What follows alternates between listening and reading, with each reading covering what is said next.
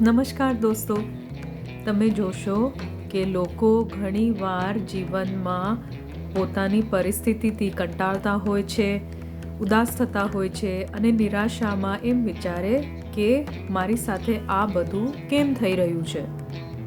જે લોકોને આ બાબતનો જવાબ અથવા ઉકેલ જોઈતો હોય તો પ્રતિભાવ રૂપે એક શબ્દમાં આપણે કહીએ તો એનો ઉત્તર એ છે કર્મ. જી હા દોસ્તો, આપણા જૂના કર્મ અને પાછલા સમયના કર્મો જ આપણા અત્યારના ક્ષણની એટલે વર્તમાન ક્ષણની સમયની પરિસ્થિતિ નક્કી કરે છે, નિર્ધારિત કરે છે.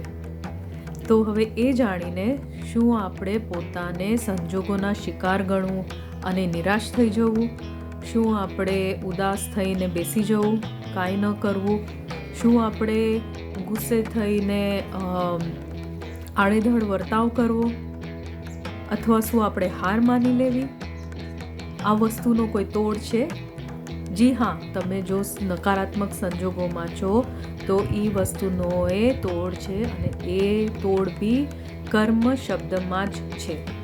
જી હા, જે પ્રમાણે આપણા જૂના કર્મો આપણો વર્તમાનનો ક્ષણ અને પરિસ્થિતિ નક્કી કરે છે તે પ્રમાણે જ આપણા વર્તમાન ક્ષણના કર્મો આપણું ભવિષ્ય નક્કી કરે છે. ઘણી બધી એવી મૂળ બાબતો છે અને ઘણા બધા એવા મૂળ કર્મો છે જે આપણે કરી શકીએ છીએ વર્તમાન સમયમાં, જેનાથી આપણું ભવિષ્ય સુધરી શકે, સકારાત્મક બની શકે અને નકારાત્મકતા આપણા જીવનમાં રહે નહીં. તો જો તમારે એ શીખવું હોય અને એ બાબતની વિગતો શીખવી હોય તો નક્કી તમે વૈદિક ધ્યાન પદ્ધતિ શીખી શકો છો અને અંકિતાના સેશન્સ જોઈન કરી શકો છો.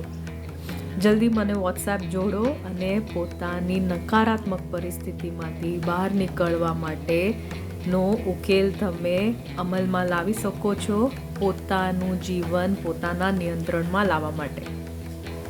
ભલે, તો આજનું ટોપિક આ પ્રમાણે હતું. આપણે મળીએ આવતા પોસ્ટમાં. આવજો.